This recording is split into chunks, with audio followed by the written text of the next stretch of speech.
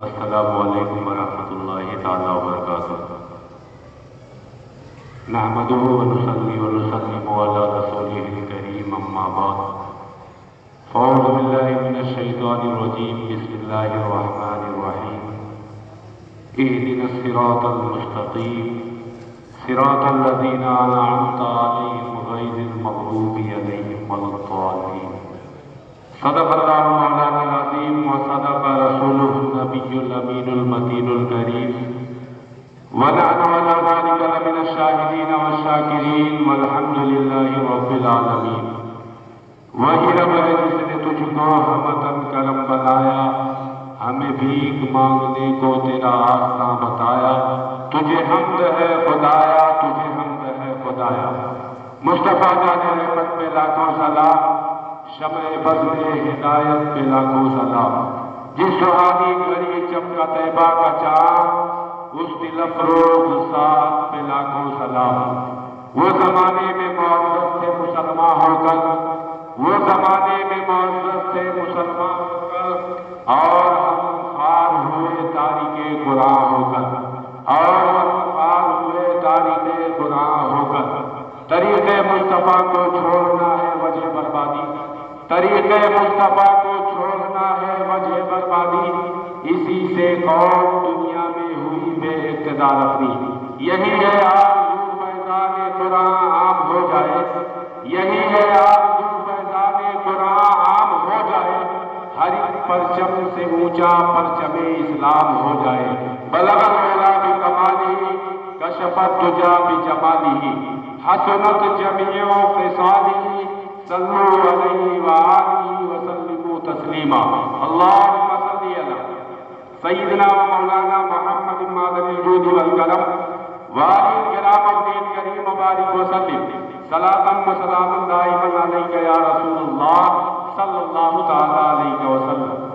خانہ خدا میں آنے کی سعادت، ساتھ ہی ساتھ جمہور علماء کرام کے رجحان اور ظن غالب کے اعتبار سے اللہ جل شانہ کا جو فرمان ہے کہ انا انزلناہ فی لیلۃ القدر وما ادراک ما لیلۃ القدر لیلۃ القدر خیر من الف شہر، کہ یہ مبارک و مسعود ہے کہ جس کے تعلق سے اللہ کے نبی فرماتے ہیں کہ رمضان کے آخری عشرے کی تاک راتوں میں تم اس شب قدر کو تلاشو۔ وہ شب قدر جس کے تعلق سے اللہ فرماتا ہے کہ 1000 مہینوں سے بڑی رات ہے۔ یوں تو اللہ نے ہر رات اپنے بندوں کے لیے خصوصی تحفہ بخشا ہے کہ تم دنیا کے مصائب و آلام، دنیا کی تکالیف میں گرفتار ہو، میری طرف آؤ، میرے گھر میں آؤ، میرے محبوبوں کی بارگاہوں میں آؤ، مجھے اپنی درد بتاؤ، اپنی پریشانیاں میرے سامنے رکھو۔ اللہ کے مقدس ولیوں کو واسطہ بنا کے اللہ کی بارگاہ میں فریادیں کرو، اللہ کو پاؤ گے کہ وہ تمہاری شہ رگ سے زیادہ قریب ہے، 70 ماہوں سے کہیں زیادہ مہربان ہے۔ لیکن رب کی رحمت بندوں کے بخشش کے ایسے ایسے بہانے دیتی ہے کہ صبح سے لے کر شام تک، شام سے لے کر صبح تک، پوری پوری رات اللہ جل شانہ بخشش کا پروانہ بھیج دیتی ہے، اور بعض راتوں کو 1000 مہینوں سے افضل و اعلیٰ بنا دیتی ہے۔ یوں تو رمضان کا مبارک و مسعود مہینہ ہے کہ جس کے اندر نفل عبادت کا ثواب فرضوں کے برابر دیا جاتا ہے، فرضوں کو 70 گنا بڑھا کے دیا جاتا ہے۔ یہ رب کی شان کریمی ہے، نبی رحمت کا صدقہ ہے کہ وہ تو نہایت سستا سودا بیچ رہے ہیں جنت کا، ہم مفلس کا مول چکائے، ہاتھ ہی اپنا خالی ہے۔ میں آپ تمامی حضرات کو مبارکباد پیش کرتا ہوں کہ یہ خانہ خدا ہے، اور ساتھ ہی ساتھ اللہ کے ایک عظیم بندے جنہیں شیخ العالم کہا جاتا ہے، ان سے بھی بڑی ہی عظیم نسبت اس مسجد کو حاصل ہے، اور علماء کرام کا یہ نورانی قافلہ ہے، یہ نمول الخلق اور جو ہمارے اکابرین کی ایک تبرک کی حیثیت سے والد معظم و مکرم کی زیارت کا آپ شرف حاصل کر رہے ہیں۔ اللہ کے نبی فرماتے ہیں ایک عالم دین کے چہرے کو دیکھنا گویا کہ مجھ کو دیکھ دیکھنا ہے، ان سے محبت، مجھ سے محبت ہے۔ اور مزید بڑا یہ کہ آپ یہاں پر افہام و تفہیم کے لیے دینی مسائل سمجھنے کے لیے آئے، اس کی علیحدہ فضیلت ہے۔ قرآن و حدیث سے ثابت ہے کہ ایک بندہ جب علم دین سیکھنے کے لیے اپنے گھر سے نکلتا ہے، حدیث پاک میں آتا ہے اللہ فرشتے کو حکم فرماتا ہے کہ اس میرے بندے کے اوپر اے فرشتوں اپنے رحمت کے پروں کا سایہ کر لو۔ اور جب ایسی پاکیزہ محفلوں میں وہ آگے بیٹھ جاتا ہے تو رحمت کے گودوں میں وہ ڈوبتا چلا جاتا ہے، گودے لگاتا چلا جاتا ہے۔ آپ اسی تناظر میں ابھی آپ نے فاضل گرامی وقار، برادر گرامی وقار، فاضل جامعہ ازہر مصر، خلیفہ حضور تاج الشریعہ حضرت علامہ مولانا محمد عالم رضا صاحب قبلہ نوری ازہری سے ایک عمدہ اور ضروری مفصل خطاب آپ نے سماعت کر لیا۔ اس کے بعد مزید ضرورت نہ تھی، لیکن جو کثر تھی اس کو بخوبی اور خوبصورت انداز میں عزیزم مولانا مفتی احتشام الحق صاحب نے پورا کیا، اور چیدہ درمیان میں رہی صحیح کثر علامہ مولانا زاہد رضا ثقافی صاحب پوری کر رہے ہیں۔ اس لیے میں نے سوچا کہ آپ اس مبارک لمحات کی سعادتوں سے حاصل ہو رہے ہیں، اس کی فضیلت و عظمت بیان کر دو۔ قسم خدا کی مسلمانوں، یوں تو فقط تراویح کی اتنی فضیلت ہے، روزوں کی اتنی فضیلت ہے کہ اللہ کے نبی فرماتے ہیں کہ کل جب ہم گنہگار امت اپنے اعمال کے سبب جہنم میں جانے کے قریب ہوں گے، یہی روزہ ہے جو مجسم صورت میں ہمارے سامنے آئے گا اور رب کی بارگاہ میں عرض کرے گا کہ اے مولا تو نے اس کو دنیا بھر کی دولتیں دی تھی، لیکن اس کے باوجود تیری رضا کے لیے اس نے دنیا کی رزق کو ہاتھ نہ لگایا، دن بھر روزے سے رہا، اور شام کو جب نڈھال تھا طبیعت اس کی چور تھی، سستی کا عالم تھا، 20 رکعت تراویح پڑھنے کے لیے یہ مسجد میں آیا اور امام کے پیچھے اس نے قرآن کی تلاوت سنی، تو یہی قرآن ہے جو ہماری تمہاری شفاعت کرتا نظر آئے گا۔ ہم مسلمانوں دیکھو، یہی سے ہم اہل سنت کا عقیدہ واضح ہو جاتا ہے کہ جب قرآن اور یہ روزے ہمارے شفیع ہوں گے تو نبی معظم جن کے صدقے اللہ نے قرآن عطا کیا ہے، روزوں کو عطا کیا ہے، حج و زکات عطا کیے ہیں، وہ کوئی شفاعت نہیں کریں گے۔ قرآن سے ثابت ہے کہ یہ تمام شفیعوں پہ شفیع بن کے تشریف لائیں گے۔ اور جب اتنی بات، ایک مثال چھوٹی سی، جب یہ ثابت ہو گئی تو اس کے تمام معاملات خود بخود ثابت ہو گئے۔ میں نے قرآن کی جو آیت کریمہ پڑھی، یہ محفل پاک رکھی گئی حدیث اور نام نہاد اہل حدیث کے نام سے۔ حدیث اور قرآن کے ماننے کے دعوے دار بہت سارے، روزے اول سے ہی ان کی کاٹ چھانٹ کی جاتی رہی اور صبح قیامت تک کی جاتی رہی۔ ہر قرآن پڑھنے والا مسلمان نہیں ہے، ہر حدیث پڑھنے والا مسلمان نہیں ہے۔ اگر یہی ہوتا تو جو سامنے سے بیٹھ کے سرکار کی حدیثیں سن رہے تھے ان کو مسجد نبوی سے کیوں نکالا جاتا؟ اللہ کے نبی نے نکالا، فرمایا تو نکل جا، تو منافق ہے، قرآن پڑھتا ہے، نبی کی باتیں سنتا ہے، لیکن پھر بھی کہا جا رہا ہے تو نکل جا۔ پتہ چلا کہ ہمیں قرآن و حدیث سمجھنے کے لیے اس بات کی ضرورت ہے۔ اللہ نے جو سورہ فاتحہ ہم اور آپ کو عطا کی ہے اس کے بہت سارے نام ہیں، وہ رحمت بھی ہے، شفا بھی ہے، ہر طریقے سے لیے ہر طریقے سے فیض کا سر چشمہ ہے، اور ہر نماز میں، جہری نمازوں میں تیز آواز میں اس کی تلاوت کی جاتی ہے، ہم اور آپ سنتے ہیں۔ اسی کی مشہور و معروف آیت کریمہ ہے اہدنا الصراط المستقیم۔ ہم دعا مانگتے ہیں، اللہ نے خود اس کی تعلیم دی ہے کہ دعا کرو اے اللہ ہمیں صراط مستقیم پر چلا۔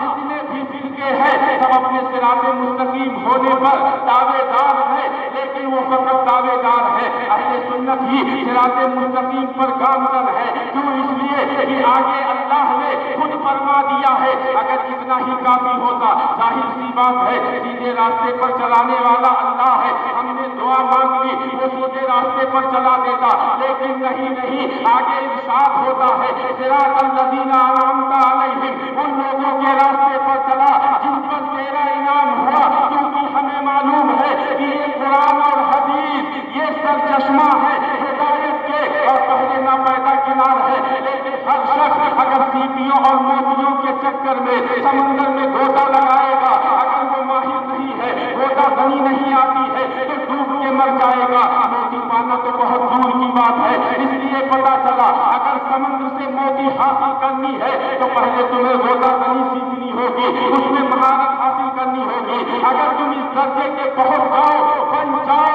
کہ تم خود قرآن سے مسائل نکال سکتے ہو اور سمجھ سکتے ہو، سمجھا سکتے ہو، اجتہاد کے درجے پر فائز ہو جاؤ تو اعلیٰ حضرت کو وہ مقام ملا ہے، تم کو بھی مل سکتا ہے۔ لیکن جب اس کمال کو تو پہنچو، اور یہ کمال حاصل کرنا یہ کوئی معمولی بات نہیں ہے، یہ فضل رب ہے۔ ہر کس و ناقص اگر عربی خواندگی کی بنیاد پہ، اردو پڑھنے کی بنیاد پہ یہ کمال حاصل کرنا تو عربوں کے اندر سب مجتہد ہوتے، لیکن چیدہ چیدہ ملتے ہیں، سب نہیں ملتے ہیں۔ یہ اعلیٰ حضرت ہے، زبان اردو ہے، لیکن عشق رسول کا کمال اتنا تھا کہ اللہ نے بظاہر یہ اردو زبان کے ایک ملک میں پیدا ہوئے، لیکن عربوں نے بھی ان کے اجتہاد کا ڈنکا مانا ہے، اس کو تسلیم کیا ہے۔ اور یہی نہیں، تمام علماء عرب جو اس زمانے میں تھے، حافظ وہ سارے کے سارے آپ کو مانتے تھے، آپ کے لیے دعائیں کرتے تھے، توصیفی کلمات کہتے تھے۔ اور یہی نہیں، پوری دنیا نے آپ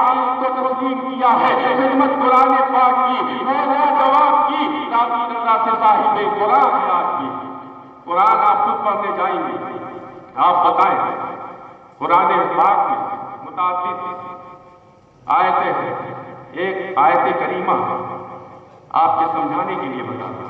اللہ فرماتا کہ اے ایمان والو، جس وقت کی تم شراب کے نشے میں ہو نماز کے قریب نہ ہو۔ اس سے کیا سمجھتے ہیں؟ یعنی نماز پڑھنے آئے تو شراب نہ پینا۔ اب کوئی کہے کہ شراب پینا منع نہیں ہے، صرف نماز کی حالت میں نہ، تو اب بتائیے وہ قرآن پر عمل کرنے والا ہوگا؟ نہیں، آگے اللہ نے دوسری آیت کے ذریعہ شراب کو حرام کر دیا۔ اسی طریقے سے احادیث مبارکہ میں متعدد حدیثیں ہیں، اللہ کے نبی صلی اللہ علیہ وسلم نے موقع کی نزاکت سے پہلے کچھ فرمایا، بعد میں اس کو منسوخ کرتے ہوئے آپ نے دوسرا حکم دے دیا۔ اب اگر کوئی ناسخ نہ کوئی منسوخ حکم پر عمل کرے اور ناسخ کو ترک کر دے، قسم خدا کی وہ کچھ بھی ہو سکتا ہے لیکن مسلمان نہیں ہو سکتا۔ مسلمان ہونے کے لیے ضروری ہے کہ قرآن و حدیث کے مطالب کو وہ کما حق سمجھے، اور یہ بات تبھی آپ کے اندر آ سکتی ہے جب علماء اہل سنت کے دامن سے وابستہ رہیں گے، کیونکہ یہ علماء وہ ہے کہ یا رسول اللہ تیرے غلاموں کا نقش قدم ہے راہ خدا، یہ کیا بہک سکے جو یہ سراغ لے کے چلے۔ یہ صحابہ کے ذریعہ، تابعین کے ذریعہ اور دیگر علماء امت کے ذریعہ وہی طریقہ لے کے آئے ہیں جو قرآن اور حدیث سے صحیح طریقے سے ہمیں حکم ملتا ہے، ان علماء نے اسی طریقے کو ہمیں بتایا ہے۔ اب آپ اپنے طور پر اگر خود سے اجتہاد کرنے بیٹھیں گے تو مجتہد تو کبھی نہیں بن پائیں گے، ہاں گمراہ اور گمراہ پر ضرور ہو جائیں گے۔ اس لیے مسلمانوں عافیت اسی میں ہے کہ اللہ کے نبی فرماتے ہیں کہ عالم دین بنو، متعلم بنو، یا ان کی محفل میں بیٹھنے والا بنو، یا ان سے محبت کرنے والا بنو، اس کے علاوہ مت بنو ورنہ ہلاک ہو جاؤ گے۔ قرآن پاک ان علماء کی بارگاہ میں آ کے پڑھو، ان کی باتوں کو سنو، ان سے محبت کرو اور ان کے بتائے ہوئے طریقوں پر چلو، کیونکہ آپ نے قرآن کی متعدد آیتوں سے سنا ہے اطیعوا اللہ واطیعوا الرسول واولی الامر منکم، کہ اللہ کی اطاعت کرو، رسول پاک کی اطاعت کرو، اور اہل امر کی یعنی جو تم میں عقل و دانش والے ہیں، اہل علم ہے جو اس علم کے اس درجے پہ پہنچے ہیں کہ قرآن و حدیث کو کما حق بتاتے ہیں، سمجھاتے ہیں، ان کی باتوں پر عمل کر کے تم اپنے نماز کو، اپنے روزوں کو، حج و زکات کو ادا کرو، تبھی تم اللہ و رسول کی رضا حاصل کر پاؤ گے۔ آج المیہ یہی ہے کہ تھوڑا سا علم آیا، ہر انسان خود کو بہت بڑا عالم سمجھنے لگا، اور یہی جو ہے بعض دفعہ گمراہی کے دلدل میں ہم کو ڈال دیتی ہے۔ اس لیے قرآن کہتا ہے، آج جو کہتے ہیں کہ ہم کسی کے مقلد نہیں، وہ اسی ایک آیت کا جواب دے دیں۔ اللہ فرماتا فاسألوا اہل الذکر ان کنتم لا تعلمون۔ اللہ یہی فرماتا فقط قرآن کو پڑھو، حدیث کو پڑھو، یہ نہ حکم دیتا کہ کسی سے پوچھو، اہل علم سے پوچھنے کا حکم دے رہا ہے۔ پتا چل رہا ہے کہ صراط الذین انعمت علیہم کی سعادت کب حاصل ہوگی؟ جب علماء کے قدموں سے جڑے رہو گے، ان کی بارگاہوں میں رہو گے، اور انہوں نے جو قرآن و حدیث سے کے مطالب و مفاہیم سمجھے ہیں اور ان کو سمجھایا ہے، ان پر عمل کرو گے تبھی تم کامیابی کی منزل پر پہنچ سکو گے۔